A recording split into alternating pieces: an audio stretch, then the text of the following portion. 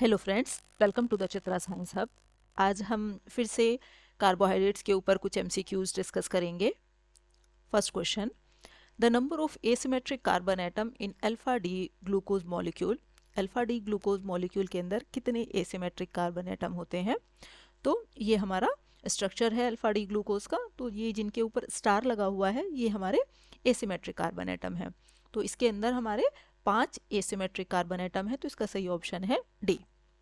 Which of the following is a disaccharide. इनमें से कौन सा हमारा डाइसैक्राइड है? ग्लूकोज, फ्रक्टोज, लैक्टोज और सेलुलोज। तो इनमें से जो है हमारा लैक्टोज एक डाइसैक्राइड है, ग्लूकोज और फ्रक्टोज मोनोसैक्राइड है और सेलुलोज जो है हमारा पॉलीसैक्राइड है। तो इसका सही आंसर है C, that is lactose. Question number third, glucose contains. Glucose के पास क्या होता है? एल्डिहाइड, अकीटो या दोनों ग्रुप या इनमें से कोई नहीं। तो ग्लूकोज के अंदर हमारा एल्डिहाइड ग्रुप होता है, तो सही ऑप्शन है ए।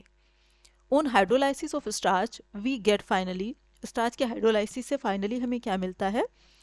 हमें ग्लूकोज मिलता है, चूंकि स्टार्च जो है वो इसका जो मोनोमर होता है ये हमारा ग्लूकोज होता है। ग्लूकोज के पोलीमराइजेशन से जो है हमारा ये बनता है स्टार्च का मॉलिक्यूल। तो हाइड्रोलाइसिस से हमें स्टार्च के हाइड्रोलाइसिस से ग्लूकोज मिलता है, तो सही ऑप्शन है इसका बी। Fructose contains. फ्रक्टोज के पास क्या होता है? Aldehydic group, 7 hydroxy group, ketonic group या एन एसिडिक ग्रुप। तो फ्रक्टोज के पास हमारा कीटोनिक ग्रुप होता है, तो इसका सही आंसर है C. Cane sugar is converted into a mixture of glucose and fructose by. Cane sugar को हम ग्लूकोज और फ्रक्टोज में किस एंजाइम की हेल्प से कन्वर्ट करेंगे? तो ये हम इन्वर्टेज एंजाइम की हेल्प से करते हैं, तो इसका सही आंसर है D, that is invertase. Next, on heating glucose with Fehling solution we get a precipitate whose colour is. जब हम ग्लूकोज को फैलिंग सॉल्यूशन के साथ हीट करते हैं तो हमें प्रेसिपिटेट मिलते हैं। तो उन प्रेसिपिटेट का कलर क्या होता है? वो प्रेसिपिटेट हमारे रेड कलर के होते हैं, तो इसका सही आंसर है B. The reagent use for detection of sugar is. कौन सा रिएजेंट जो है शुगर के डिटेक्शन के लिए यूज करते हैं? Alkaline KMnO4, BS reagent, Fehling reagent या टॉलेंस रिएजेंट। तो हम फैलिंग रिएजेंट यूज करते हैं शुगर के डिटेक्शन के लिए, तो सही आंसर है इसका C. Next, glucose and fructose can be distinguished by. Glucose और फ्रक्टोज को हम कैसे डिस्टिंग्विश कर सकते हैं, किस टेस्ट की हेल्प से कर सकते हैं? तो शेलिविनोव टेस्ट की हेल्प से हम ग्लूकोज और फ्रक्टोज को डिस्टिंग्विश कर सकते हैं, तो इसका सही आंसर है B. Next, glucose when heated with CH3OH in presence of dry HCl gas gives alpha and beta methyl glucoside because it contains। Glucose को जब हम CH3OH के साथ हीट करते हैं ड्राई HCl के प्रेजेंस में, तो हमें अल्फा और बीटा मिथाइल ग्लूकोसाइड मिलते हैं। तो किसकी वजह से होता है ये रिंग स्ट्रक्चर की वजह से होता है, क्योंकि ये हमारा रिंग स्ट्रक्चर होता है। तो इस वजह से हमें ये अल्फा और बीटा मिथाइल ग्लाइकोसाइड मिलते हैं, तो इसका सही आंसर है A, a ring structure. Ring structure होने की वजह से हमें ये प्रोडक्ट्स मिलती हैं। Next, starch is a polymer of. Starch किसका पॉलीमर है? हमारा ग्लूकोज का पॉलीमर है, ग्लूकोज मोनोमर होता है इसका, तो इसका सही आंसर है A. Next, milk sugar is called. Milk sugar को क्या कहते हैं हम? लैक्टोज को मिल्क शुगर कहते हैं, तो इसका सही आंसर है B, that is lactose. Next, when sucrose is heated with concentrated HNO3 the product is called. जब सुक्रोज को हम हीट करते हैं कंसंट्रेटेड HNO3 के साथ, तो क्या प्रोडक्ट मिलती है हमें? ऑक्जेलिक एसिड हमें प्रोडक्ट के फॉर्म में मिलती है, तो इसका सही आंसर है B, that is oxalic acid. Next, a certain compound gives negative test with ninhydrine and positive test with Benedict solution. It is एक कंपाउंड जो हमारा निनहाइड्रीन के साथ तो नेगेटिव टेस्ट देता है और बेनेडिक्ट के साथ हमारा पॉजिटिव टेस्ट देता है, तो वो क्या है? हमारा मोनोसेक्राइड है, तो सही आंसर है D, that is monosaccharide. Next, hydrolysis of sucrose is called. Sucrose की हाइड्रोलाइसिस को हम क्या कहते हैं? इन्वर्जन कहते हैं हम इस प्रोसेस को, तो इसका सही आंसर है B, that is inversion. 16th, the aqueous solution of carbohydrate give dark blue color with iodine. It is कौन सा हमारा जो कार्बोहाइड्रेट है वो डार्क ब्लू कलर देता है आयोडीन के साथ? तो स्टार्च देता है हमारा, तो इसका सही आंसर है C, that is starch. Next, glucose gives the silver mirror test with ammoniacal solution of AgNO3 because it contains the group. Glucose जो है सिल्वर मिरर टेस्ट देता है अमोनिकल सॉल्यूशन के साथ AgNO3 के, तो किसकी वजह से देता है? क्योंकि इसके पास जो है हमारा एल्डिहाइड ग्रुप होता है, तो इसका सही आंसर है D, that is aldehyde. Next question, which carbohydrate is used in silvering mirror, silvering mirror की सिल्वरिंग में कौन सा कार्बोहाइड्रेट यूज होता है, ग्लूकोज यूज होता है, तो इसका सही आंसर है A, that is glucose. Next, which of the following compound is found most abundantly in nature, nature में मोस्ट अबंडेंटली कौन सा कार्बोहाइड्रेट प्रेजेंट होता है हमारा, तो सेलुलोज होता है, तो इसका सही आंसर है C, that is cellulose. Next question, cane sugar on hydrolysis gives, cane sugar की यदि हम हाइड्रोलाइसिस करें तो हमें क्या मिलता है, ग्लूकोज और फ्रक्टोज मिलता है, तो इसका सही आंसर है B, that is glucose and fructose.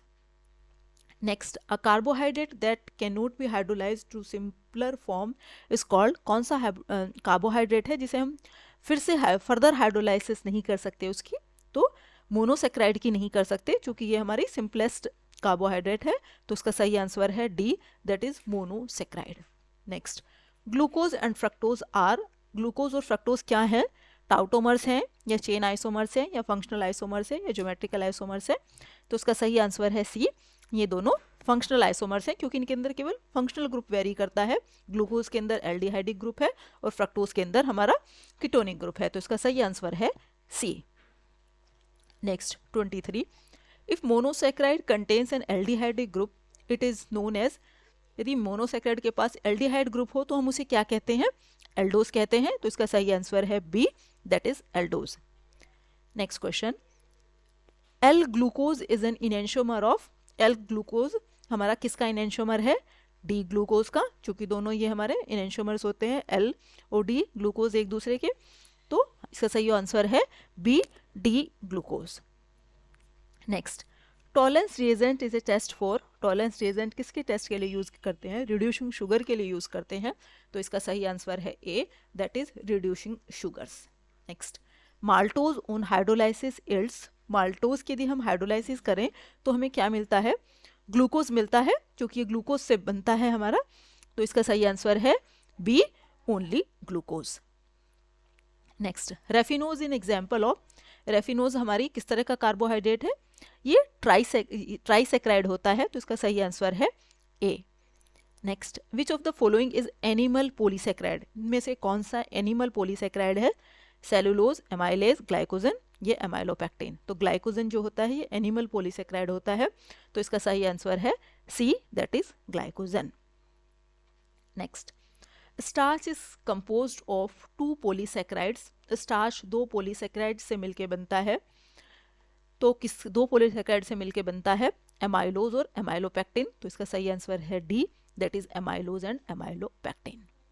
Next question, how many stereo isomers can an aldopentose have, एक एल्डोपेंटोज के अंदर कितने स्टीरियो आइसोमर्स हो सकते हैं, तो ये हमारा एल्डोपेंटोज का स्ट्रक्चर है, तो ये स्टीरियो आइसोमर्स निकालने का फॉर्मूला है 2n, n क्या है, कितने एसिमेट्रिक कार्बन एटम इसके अंदर प्रेजेंट हैं, तो यदि हम इसके अंदर देखें तो हमारे पास 3 एसिमेट्रिक कार्बन एटम है, एक ये और एक ये, तो फॉर्मूला लगाएंगे 2n, 2 की पावर 3, तो कितने हो गए 8 स्टीरियो आइसोमर्स होते हैं, तो इसका सही आंसर है B.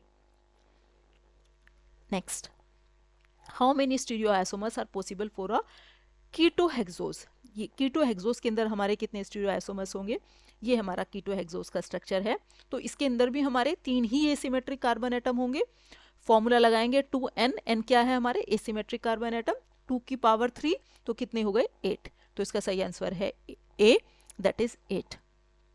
Next 32, which carbon of glucose is the anomeric carbon, glucose का कौन सा कार्बन एनोमेरिक कार्बन है, तो इसका सही आंसर है हमारा B, C1। Next, which of the following statement about anomer is true, इनमें से कौन सी स्टेटमेंट एनोमर्स के लिए सही है, तो ए स्टेटमेंट हमारी सही है, एनोमर्स जो होते हैं वो आपस में डायस्टेरियोमेरिक पेयर्स होते हैं, डायस्टेरियोमर्स होते हैं, तो इसका सही आंसर है A, anomers are diastereomers. Next 34, which of the following disaccharide do not mutarotate, कौन सा हमारा म्यूटारोटेशन शो नहीं करता, कौन सा डाइसैक्राइड, तो सही आंसर है सी, सुक्रोज, सुक्रोज हमारा जो है म्यूटारोटेशन शो नहीं करता। Next 35, which of the following sugar does not give Fehling solution test, कौन सी शुगर है जो फेलिंग टेस्ट को रेस्पॉन्ड नहीं करती, फेलिंग सॉल्यूशन के साथ टेस्ट नहीं देती, तो सुक्रोज नहीं देती, इसका सही आंसर है C, that is sucrose.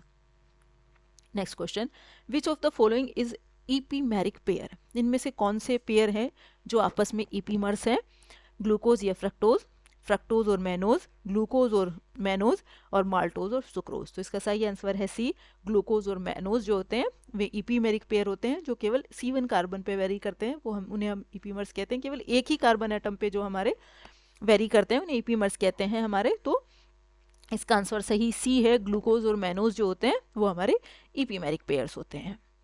Next 37, lactose is a, lactose क्या है हमारी, रिड्यूसिंग शुगर है या नॉन रिड्यूसिंग है, तो ये हमारी रिड्यूसिंग शुगर होती है, तो इसका सही आंसर है A, that is reducing sugar.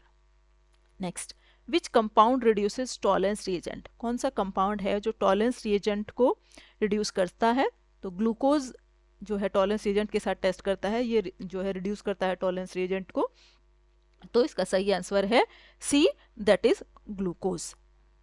Next, chain lengthening in aldoses is called, aldoses की यदि हम चेन लेंथनिंग करते हैं तो इस प्रोसेस को हम क्या कहते हैं, इसे हम जो है फिशर किलानी सिंथेसिस कहते हैं। इस मेथड से हम एल्डोसिस की चेन लेंथनिंग करते हैं, तो इस प्रोसेस का नाम है, ये जो है फिशर किलानी सिंथेसिस हम इसे कहते हैं, तो इसका सही आंसर है A.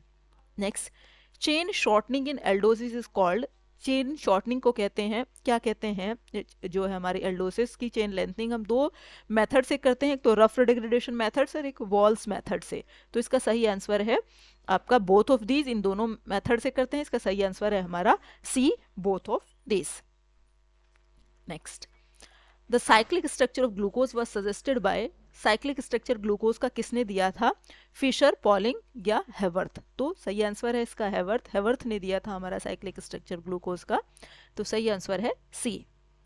Next, the phenomenon of mutarotation is explained by which of the following structure of glucose, जो हमारा म्यूटा रोटेशन का फिनोमिनन है वो ग्लूकोज के किस तरह के स्ट्रक्चर की हेल्प से हमारा एक्सप्लेन कर सकते हैं, मतलब म्यूटा रोटेशन जो शो करता है तो किस स्ट्रक्चर की वजह से शो करता है, ये साइक्लिक स्ट्रक्चर होने की वजह से म्यूटा रोटेशन शो करता है, तो इसका सही आंसर है A, that is cyclic structure.